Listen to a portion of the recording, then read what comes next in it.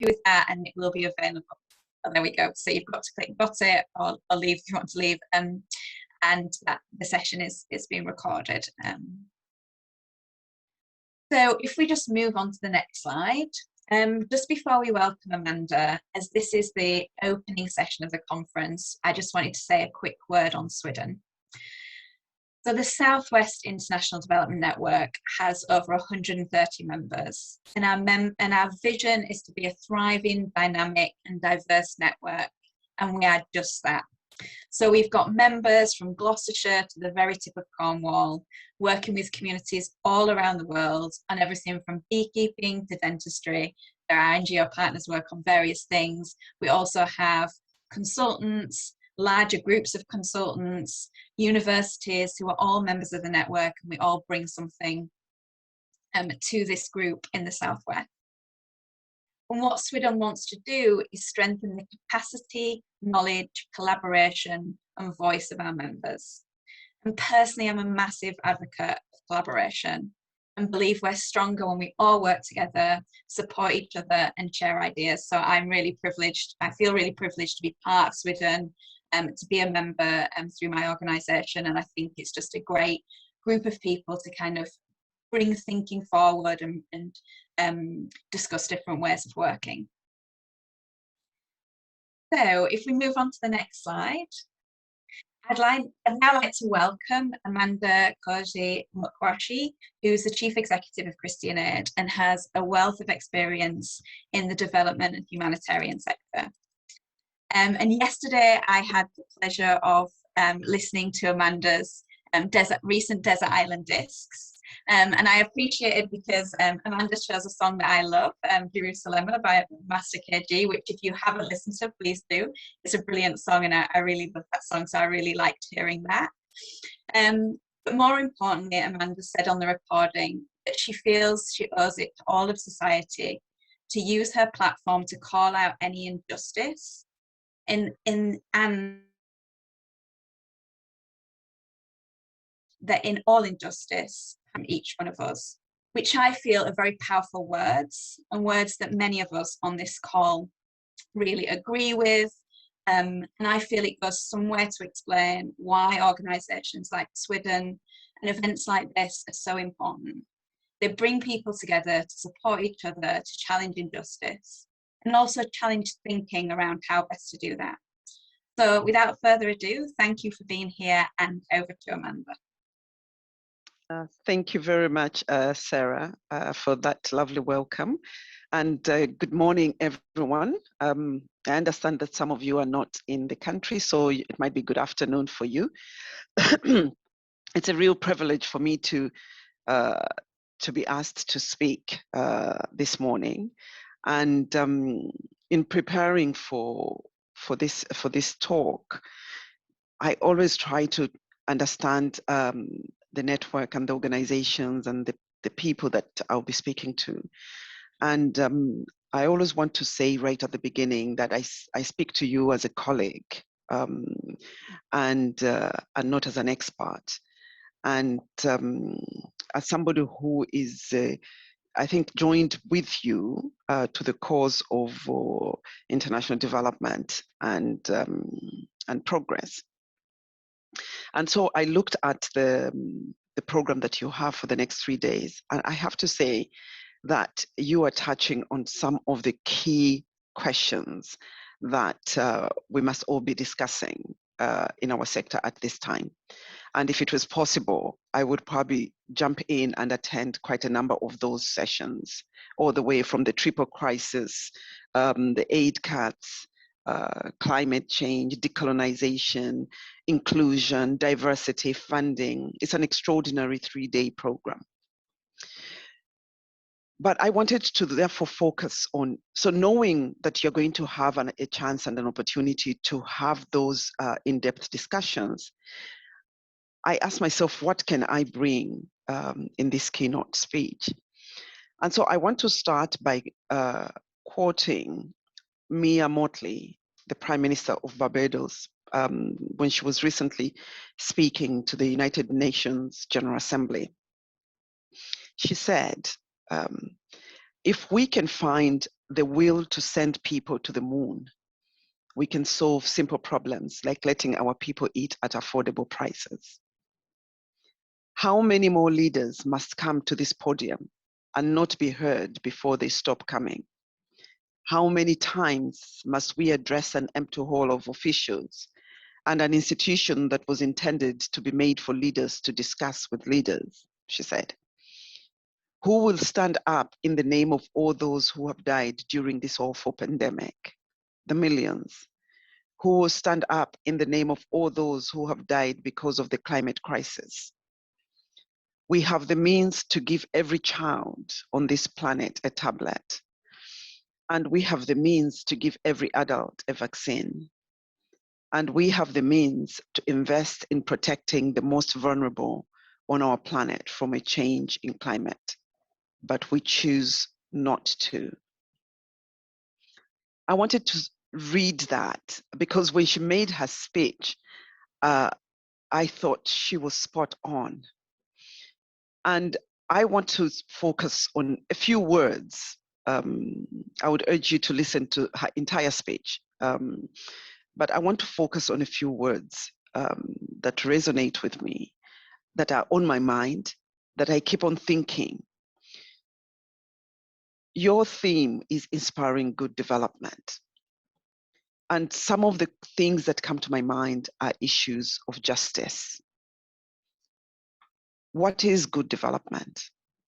Who defines what good development is? Who defines the standards? Whose knowledge matters and whose knowledge doesn't? And so I want to share with you, I think, a concept that we're all quite familiar with around what I call everyday development. For me, good development is everyday development. It is the ability of a community, it's the ability of households, communities, and societies to develop on an everyday basis. Event that takes place to communities by different actors in the hope that, that one change is going to be transformational and it's going to be once and for all. Everyday development means that the communities and the actors that we are talking about are able to look at their own environment, determine for themselves where they want to be as a group, and strive to achieve what they need and what they want to be. But over the last 18 months in particular, maybe even 18 to 24 months, what we have seen is an opening, a widening of existing fault lines in development. Fault lines such as inequality and injustice. And we can talk about many of those different ones. We can talk about how the climate crisis, and you know better than me, because your organizations work in different countries. So we talk about the stories of experiences, the lived realities of women in different countries from Ethiopia, Malawi, Bolivia, who talk and attest to the fact that climate change is having a devastating impact on their livelihoods, the ability to grow crops, knowing that quite a number of the women that we talk to are dependent on things like agriculture, use of land, and yet they're already telling us that climate change is having an impact in their lives. Climate change is not a textbook that they're reading. It is causing them to be displaced, to move from their homes. Water scarcity because of droughts and intense floods means that actually their lives are already experiencing the impact of the climate crisis. And yet, we know that globally, we have enough resources And I think for me, that was one of the key things that really struck me in Mia Mottley's speech. We have the wealth, we have the resources globally to actually make a difference. But we choose not to, or we choose to put other things above the lives of these people, especially in developing countries, right? And so what you see is a continuation over time of vulnerability layered on top with another vulnerability and another vulnerability. Let me give a different example. We have been going through the COVID pandemic. We've been talking about vaccines, and we are saying, if you're based in the UK, we are beginning to see the value addition that vaccines have brought to our lives. The number of lives that are being saved as a result of having the vaccine. And yet we know that the EU, the United Kingdom included, and a number of the wealthier nations have not been forthcoming in really sharing the vaccines with the world, with those that are in poor countries, those that cannot afford, and those who just simply would like to have access to vaccines, right? And the majority of these people that we're talking about are actually Black and brown people. And so I want to connect my talk this morning to the fact that this is October, it is Black History Month. We cannot talk about international development without recognizing and naming what is staring us in the face, which is that the majority of people who are poor in the world are people of color. The Black people, the brown people, regardless of which part of the world you go to. Even here in this country, when you begin to analyze who are the majority of people who are the most vulnerable socially at the bottom. And so, as you debate the question of development, I know that you are going to, I think it's day 2, you're going to be looking at the issue of decolonization. I would like to urge you to step back a little bit and not jump into the theory of decolonization, but really ask yourself, who has defined what good development is? What benchmarks are we using? Are these benchmarks that were set up by us in developed countries? Or are these benchmarks that were set up by communities who understand better what their community is, what their biodiversity looks like, what their ecosystem looks like, what their knowledge is?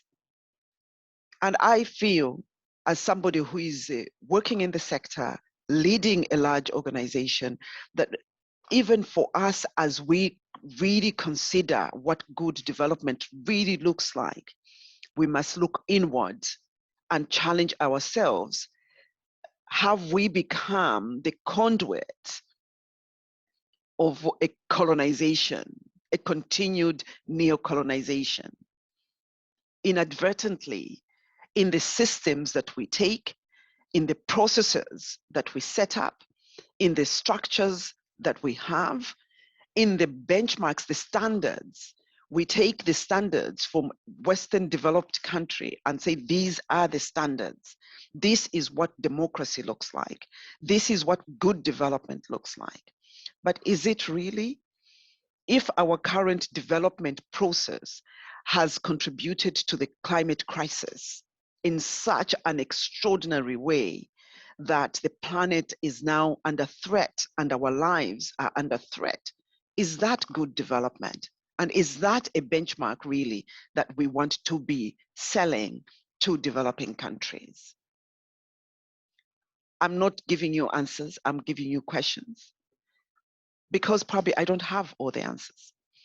But I really just want to say that whichever part of the world you go to, whether you go to Africa, Latin America, Asia, the Caribbean, what you find is that we have dismissed to a large extent the knowledge that existed in those communities.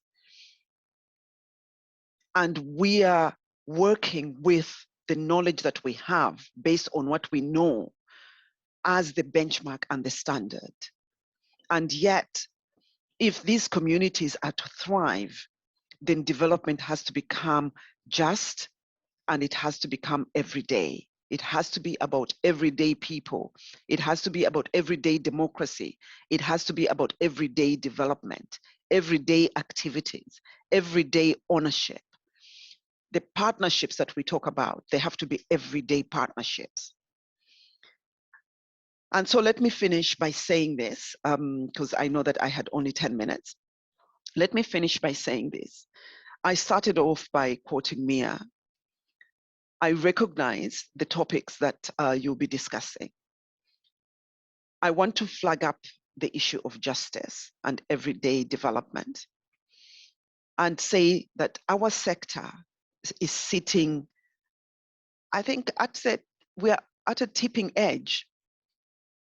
And that tipping edge that we are balancing is, do we lead the change that the world needs, knowing what we know, having the type of contacts and relationships that we have with those people in developing countries?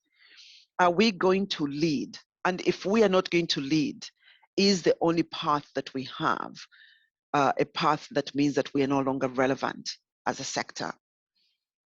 Because our relevance as a sector has to be based on us really understanding and making up our mind to actually challenge the status quo. We need to, if we're going to advocate in any form, shape, or form, that capitalism and economic growth are the best ways to ensure that communities can grow and develop and progress, then really we have to ask consciousness, where is the social conscious within that capitalist system? Because I believe that that's what we bring. We bring that social conscious to any form of economic development. And so my question to you is, do you feel confident that we are doing that? Do you feel confident that we are doing that in a way that is actually going to turn the clock and the tide around, so that the development that we see going forward is a development that is just? It's a development that is sustainable. It's a development that's everyday and that's owned by communities.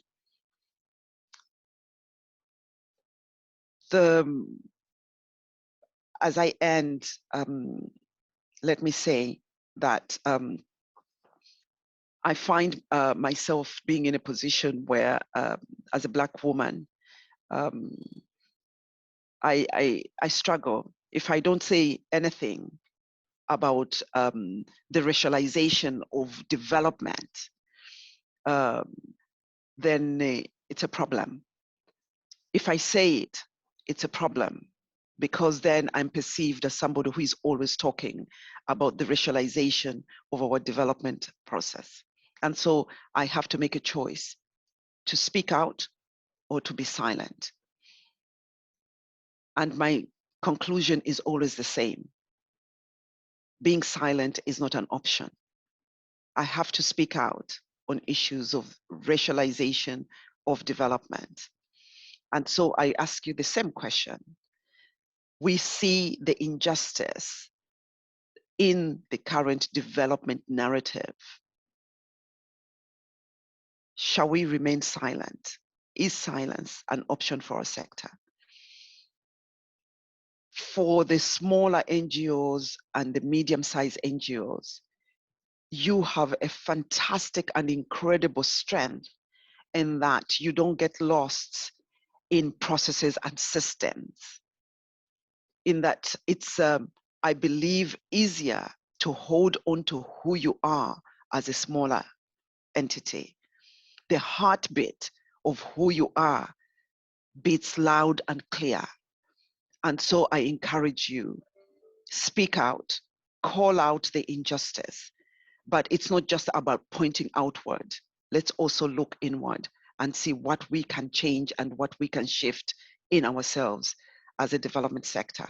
If we don't take the leadership now, I think we are in for a very rocky ride. Thank you very much. I wish you well. And I hope that you're going to really enjoy. I hope more people are going to sign up to the sessions that you have. And now that I have got to know you a little bit, I hope that I will stay connected with you in one way or another. Thank you so much, and wishing you the best. Thank you so much, Amanda, for those really powerful words, and for really setting a tone to our conference of provoking questions and challenge, and really an invitation, I guess, to look outwards and inwards and to challenge our thinking as organisations and individuals working in the development space. So I think it really, thank you for that invitation and those really difficult and challenging questions and ideas that you've brought forward. I think that really sets the tone for what we're hoping to do this week. And it kind of, it really brings home to me that, you know, that is a big what you were talking about there. It's a really significant, huge thing to do, and even more pertinent is coming together. And you know, as most of our members are small to medium-sized organisations and individuals, that we do need each other to take this kind of challenge and these difficult questions forward. It's even more important that we come together as individuals and as groups of organisations to really think about these difficult questions and challenge ourselves and each other. So thank you so much, Amanda.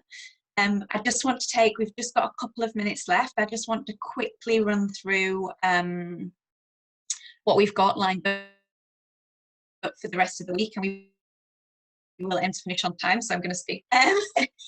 So the theme, we've themed the conference around listen, learn and connect. So opportunities to listen to inspiring colleagues like Amanda, to learn through more training, practical training sessions, and to connect with different organisations, different individuals working. And I see that there's been quite a bit of chat during this session, which is really nice to see. So today we've got a session late, straight in about half an hour about the triple emergency, around climate change, nature and degradation. Again, today at 1 o'clock, we've got a session on intersectionality, and later this afternoon a session looking at how NHS and NHS NGOs and academic researchers can connect and work together, and a whole host of exciting speakers. Tomorrow we're looking at, given the cuts that has impacted many organisations, what's next for the development sector, and also a session about partnering well. So how can we be great partners, and Amanda picks up on some of those themes. How can we be everyday partners to our colleagues around the world? Improving diversity in our organisation, a really important theme to look at, and looking at ways we can develop that, and that's a learning session, so a really practical session. And then a session to meet some funding organisations, and those of you that are in Bristol, really hope to see you on Wednesday night in the centre for our in-person event. And finally on Thursday, we've got a session on advocacy and justice, and a session on decolonising development, which is such an important theme for us to really consider at the moment. Funding in adversity, how, you know, a real practical session around funding streams, and then several organisations are going to present some of the innovative work they're doing. And the final session is a chance to meet the other colleagues who join me on the board, and just talk about, you know, what do you want from SWIDN, what do you need from SWIDN, what are your ideas? So really welcome to hear your thinking in that session. at kind of any time. I imagine from this conference we'll generate quite a lot of thinking and suggestions about how we can take the network forward. So if you email us, it might take a bit of time for us to get back to you, because I imagine we'll get quite a lot of contact after this contract, but we do want to hear from you about how we can grow and develop the network. So I'm running out of time, but just a final kind of plug. If you're not already a SWIDN member, we'd love to have you join us, and we are doing an offer during this week. If you join during this period, we will discount your membership. And just the final slide, a few just highlights of what you can access if you're already a member, or if you want to join as a new member. So we run several working groups that are very active. We run trainings throughout the year, and we run events. We're about to run an event with Bristol City Council in the next few months, so that's coming up. There's various other organisations that we partner with to run events, and we do networking sessions, and we'll probably move those back to in-person fairly soon. There's an opportunity to feature your news jobs on our website, so there's lots of different member benefits for being part of SWIDN. So thank you so much. Our next session is at 11 o'clock today, and we hope to see some of you there. We'll just hang around, I think, Jessie, Hannah and I, for a couple of minutes, next 5 minutes, in case anyone's got any